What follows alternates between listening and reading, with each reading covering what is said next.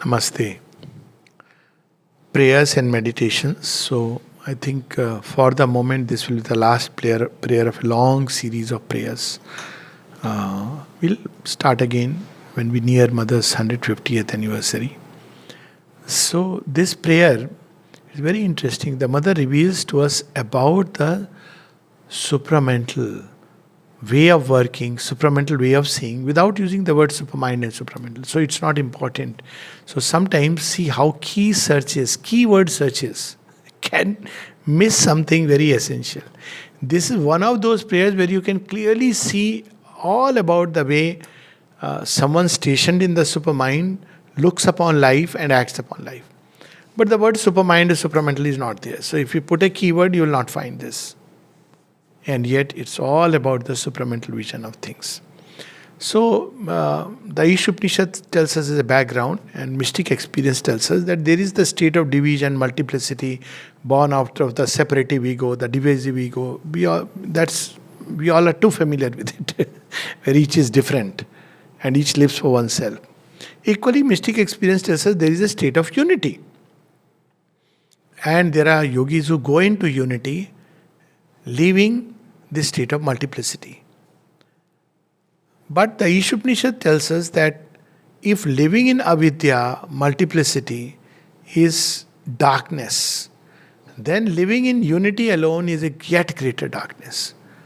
So unity is Sachidanand, and from anywhere one can plunge into it. So what's the new thing that Sri Aurobindo is bringing? Very often people say, oh, Sachidanand is... See, this is our linear thinking. To understand the divine, it's good to have a global way of looking at things. So linear thinking is three lower worlds, matter, life, mind. Then you have the supermind. Then you have Sachidanand. So Sachidanand is up in the scale, no? So Sachidanand is a very old realization. Great. A lot of yogis realize Sachidanand. So they all went through the supermind, if according to our logic. And if they went through the supermind, then why didn't they talk about it? And then what's new about Sri Aurobindo? Well, Sachidanand is everywhere. Mother described it so beautifully that consciousness is like a ladder. So all this is like a ladder going up to the worlds of Ananda, bliss, Chit Tapas, consciousness force, and Satlok. So you have Sachidananda, the triune unity at the apex. But divine is everywhere. So Sachidananda is everywhere, in between the gaps in the ladder. So even from the physical, one can leap into Sachidananda. One doesn't have to go all the way. From the world of life, vital world, one can leap into Sachidananda. Through bhava, emotion, bhakti, you can enter into Sachidananda. Bhava samadhi. Through thought, the power of idea, from the mind one can enter into Sachidananda. But that experience doesn't give us the secret then of this world. It is oneness, unity. But then what does this world of multiplicity appears? Chaotic, disorderly, without meaning, without sense. So these mystics, to try to explain this world, said that there is a veil over Sachidananda which was woven by Maya. Maya is real, but not in the way it is understood. And therefore there is a sense of multiplicity. Ask the question, who wove the veil? Why was it woven at all? No answer. Don't ask these questions. Come out of this. As long as you live within the veil, you will see multiplicity. It will bring ignorance, pain, suffering. Come out of this veil into the unity of Sachidananda. That doesn't solve the cosmic riddle. The cosmic riddle can only be solved. See, Ishopanishad hints at it. Sri Aurobindo says it gives the basis of divine life. It says, Vidyancha yast dvedabhyam saha. Ignorance is one mode of working of the one when he hides himself from the pursuit of form. And knowledge is another mode of working of the one when he reveals himself to the form. So that's what is. But there is a junction to deal with multiplicity while living in unity. This is possible only in the supramental plane of consciousness, because that's where the oneness enters. Like in a prism, the white light enters, and as it comes out, it becomes sevenfold. So she is describing this experience in this prayer of May 15th, 1914. As on reaching a summit, one discovers a vast horizon. So O Lord, when one's consciousness is identified with that intermediate domain, now the word intermediate, what it means here is very different. Intermediate domain between thy unity and the manifested world. That intermediate, Sri Aurobindo uses the word link principle. The intermediate world between the unity of Sachidananda and the lower triple world is that intermediate domain. One participates both in thy infinitude and in the realization of the world. It is only when one stations oneself at that junction. Another prayer where she says man's true domicile is to be at the junction of the X, the quaternary. Again, she doesn't use the word supermind, but she says the same thing. So here he says, when you establish yourself in that intermediate world, where there is unity on one side and this is the manifested world on the other, then one can participate both in the infinitude, infinity of infinite, eternal is there, at the same time in the realization of the world, in the progressive march. It is as though one were at a center where the consciousness wholly steeped in the effective power. So, supermind has two, because it's the creator. So it is characterized with by omniscience and omnipotence. And the two are one. What the supermind sees, the will creates. Knowledge and will are not separate. And it is the omnipotence and the omniscience of God, besides many other things. So first is thy effective power. This is the power which is invincible, the supramental power. Wholly steeped in thy effective power, could direct the ray of thy forces upon the lowly instrument moving among its brother instruments. Your own little lowly instrument in matter, and all are seen as instruments of the one. That's why Mother says at one point, your body, my body, all bodies, they're all one from that vision. Then she says, yes, okay, this body is more prepared. That's her humility. This body is more prepared, my God, given the experiences it is impacted. But she says, yes, this. Then she says, how does it matter whether this body realizes the supramental transformation of some other body? So she says that from there one can direct. And see what is that vision, that knowledge that comes there.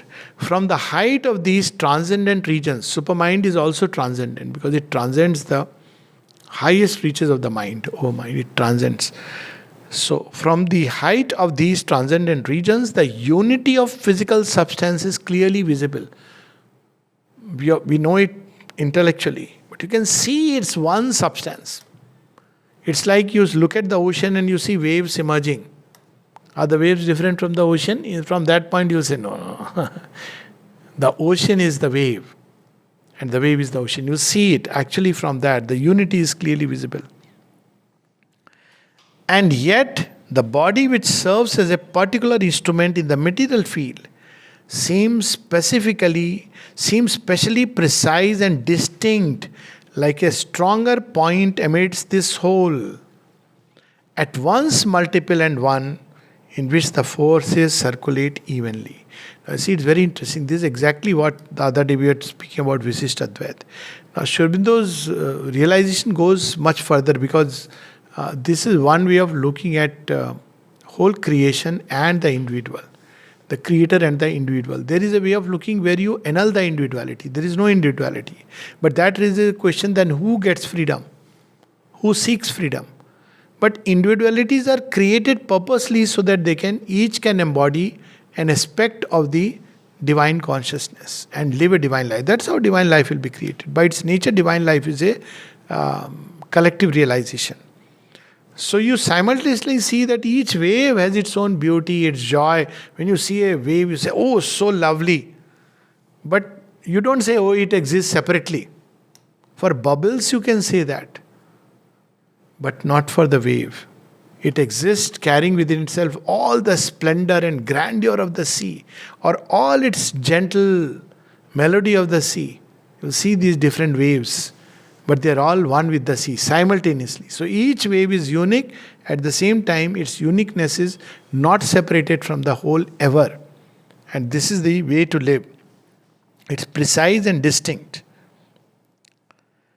This perception has not left me since yesterday. May 15th, he has this clear perception. It has settled in as something definitive.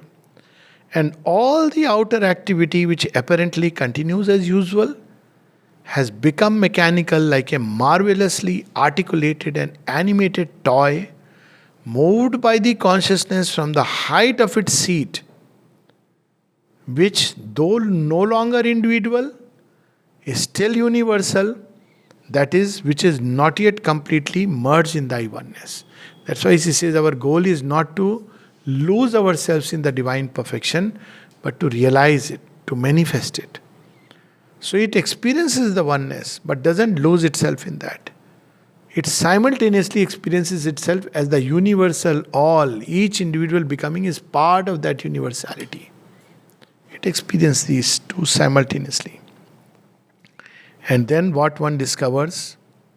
All the laws of individual manifestation have become clear to me. Each one has his own path, journey, and way of progress. And it becomes clear from that point of view. That's why you see sects, how it narrows down. It narrows down by becoming a religion. Religion is about, somebody is realized, going in a particular way. Then he says that this is the only thing, this is the best way, and that becomes a religion. Then out of religion comes sects. Sects are still limited. Take for example, Buddha is spirit. He did not turn a religion, but then religions came. Mahayana, Hinayana. And then out of that religion come still minor ways. Like in Christianity, you'll see so many sects. People have this idea that plenty of sects in Christianity. So these sects come up, even in Islam, like sects come up. And these sects become still narrow, a kind of very narrow approach towards that divine. So what happens in these sects, what is the problem with these sects? They want the followers, at least they advise the followers. Where the sects are very hard, they enforce it upon the followers. Otherwise, they want the followers, they expect the followers to believe in a certain way, practice a certain kind of practice, through which they will arrive at some point. I remember sharing a platform with some very famous movement in India. They will wear white dress, and there is a feeling that by wearing white, I don't know, maybe you grow pure, maybe, who knows, but the person was very keen to tell me all about what they... So I knew, but out of goodwill you listen. So after all this, there is a bindu and there you go. So I said, okay, but so what's the deal about it? The person didn't understand the question. God has made this, His Father, it was very, and you have to believe in that, and there is a kind of practice you have to do. Similarly, there are sects where you say you have to concentrate on the eyebrow center with this particular mantra. So what happens to others? This used to be my question. I say, what happens to others? No, nothing can happen to them. They have to come here and then take this mantra from, otherwise they are doomed. I say, I prefer to be with the doomed. I don't want a God who is so partisan and so partial that he picks up a few souls. And I ask them that, what happens to the other soul? No, see, other souls are trapped by, this actually I was told, by Kala. Kala is not time, but some dark power. So, but Kal promised to the Lord, time to time you come and we will release a few. I said, what kind of Lord and what kind of Kal? Kal seems to be more powerful than the Lord, that he has taken a promise, and Lord gave a promise, it seems. Okay, I'll come as a Purna Guru, Purna Sant, and you release those whom I'll initiate. Have compassion on those who are doomed.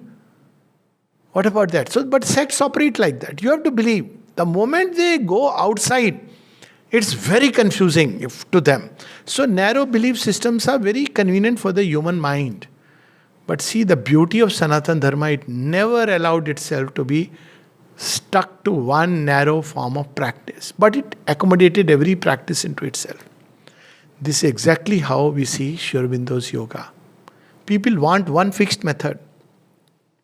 So people ask sometimes, what do you do there? So nowadays there is a very good modern phrase. So I use that. Well, each one does his own thing. And you wonder, each one does his own thing means what? Well, yes, each one does his own thing. Some read, oh, you have to read. Yes, some don't read. Some meditate, some don't meditate. Some go to the ashram, some don't go to the ashram. They do other things. Some just go to playground, do 2 hours of exercise. Oh, that's it. That's their way. Some just sit quietly and fight with others. That's their way. You can't help it. It's all happening under the big umbrella of the mother. She is taking them along with them. Okay, Rakshasi nature, Asurik nature, I have to take that also. So she will tweak through that method. Some are divided. You see, you will find all these in Savitri. Some turned against their nature's bent. On one side it described that they, like a flower, gave themselves to her and asked no more. She held their hands, chose for them their paths.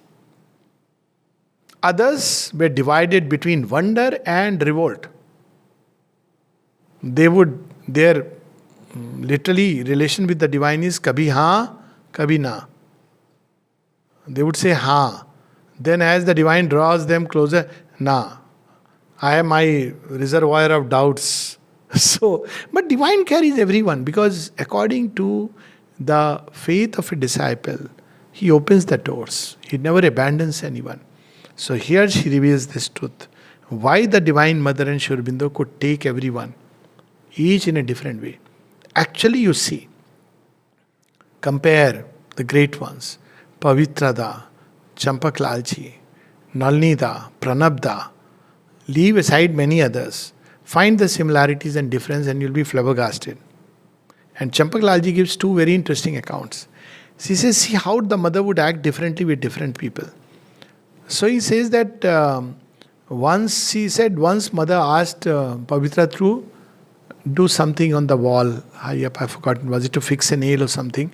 Nails he would normally not, so probably something else. So Pavitra said, okay mother. He stood up on the chair on which mother had sat and he did it and came back. Champaklalji says, I cannot imagine doing it. But the mother smiled. And she would tell Pavitra, do you know that tiptoe dance? He says, yes mother, show it to me. And he did that tiptoe dance. Both in their own way. And take another example. When somebody asked Nalnida, what is the difference between you and Champaklal? Who is Veta? No, whom do you label as? So Nalnida gave an interesting reply. He says, what is the difference? He said, what is the difference? So at one level, you see variations of approaches. And on the other hand, you see all of them are united around that core of the divine love. So in this yoga, it is not about outwardly what you are doing, but the core is psychically open to the mother. All the rest is, each one evolves, and at different stages, different things evolve as that force cuts through our nature, as the mother's force starts working in different layers of our nature. So this she reveals toward the end. All the laws of individual manifestation have become clear to me. She knew what each one needs. Somebody, she would say, come here, do this work. And people would say, oh, mother has called so close. He must be somebody very great. And Sri Aurobindo said, don't judge people based on how many hours they are close. This is an arrangement which has been, which depends on a deeper knowledge. It's not about superficial things. Somebody, she smiled. She spent a little longer looking into somebody's eyes. And someone writes, a disciple, mother looked so long in somebody's eyes. And Sri Aurobindo, so? He must be a special favorite of the mother. Who told you so? Mother deals with each sadhak according to his need and not according to the human laws. So here comes, all the laws of individual manifestation have become clear to me, but in so synthetical, so global, so simultaneous a way that it is impossible to express this in our ordinary language. That's why never to make a dogma of what the mother wants, doesn't want. She herself says, people say, mother wants this, mother wants that, and they add absurdity. Mother likes this, mother likes that. In this very, no, I'll just maybe just read that and close with that. Mother likes and mother dislikes. I remember this page where she says how absurd human beings can be. Because the divine doesn't act according to human notions. To each one, he sees the law of fulfillment. And that's how supermind is described. To somebody, she would say, live here, do the sadhana in the ashram. To somebody, she would say, go outside. And either of which, if we make a rule, then it will become an absurdity. Okay, so we, I think, are zeroing in on this page. It's page, if I remember rightly, page 79. I hope to remember. Yes. I'll not give the background. But toward the end of this, there is an aphorism in which Shubinda speaks of hating the sinner, one must not hate the sinner, and all these he gives, but in a different way. Let me read this aphorism. To hate the sinner is the worst sin, for it is hating God. This is Bhagwan ki kriti hai wo bhi. Divine has not abandoned him. He is saying ki work in progress. All of us should put, work in progress. And you know what happens when work is in progress? Put a little barricade, work in progress. So, yet he who commits it glories in his superior virtue. So she gives an example of somebody who started doing this, or rather, it started being done towards a sadhika, because people observed something about her and they started disliking her. Suddenly they stopped being friendly to her, thinking that she's not a good lady. This was the way. And then the mother gives a commentary on that. And she gives first this example.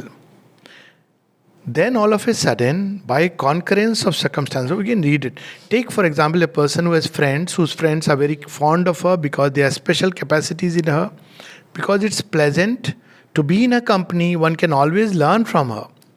Then all of a sudden, by concurrence of circumstances, this person is shunned by society because she has been with another man, or because she is living with someone else without being officially married.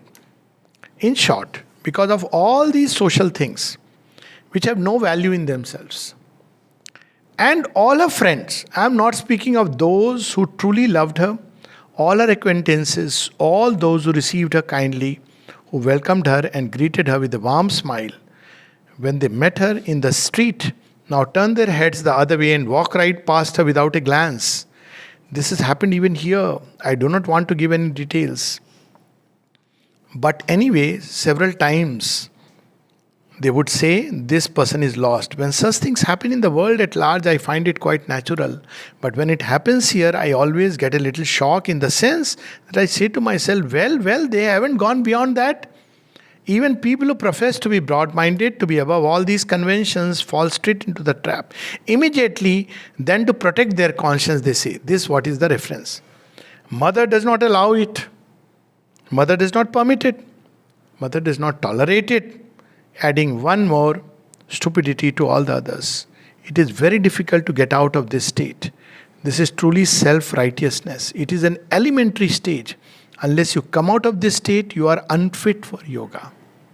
So this is where that's why we cannot understand the divine guidance. Divine takes each one according to their nature. If we read the synthesis, we'll see it. The Divine Mother does not act according to a standard format. Each one she takes according to his or her nature and towards what he or she would become in her universal, vast, divine vision. This is the prayer. how they act, because stationed in the supermind, they are not gurus of the ordinary kind, giving a mantra. In fact, they are beyond guru. All relations meet in them and beyond. They don't act according to their standard formats. It's not a cult, it's not a sect, it's not a religion, it's not even a teaching. That's why the mother says it's a mighty action straight from the Supreme. And in each one, the action takes a different form and a different course. May 15th, 1914. As soon as on reaching a summit one discovers a vast horizon, so, O Lord, when one's consciousness is identified with that intermediate domain between Thy unity and the manifested world, one participates both in Thy infinitude and in the realization of the world. This is the only way that we can really help the world. At the same time, be deeply rooted in that vast infinite truth of the Spirit. It is as though one were at a center where the consciousness, wholly steeped in Thy effective power, could direct the rays of Thy forces upon the lowly instrument moving among its brother instruments.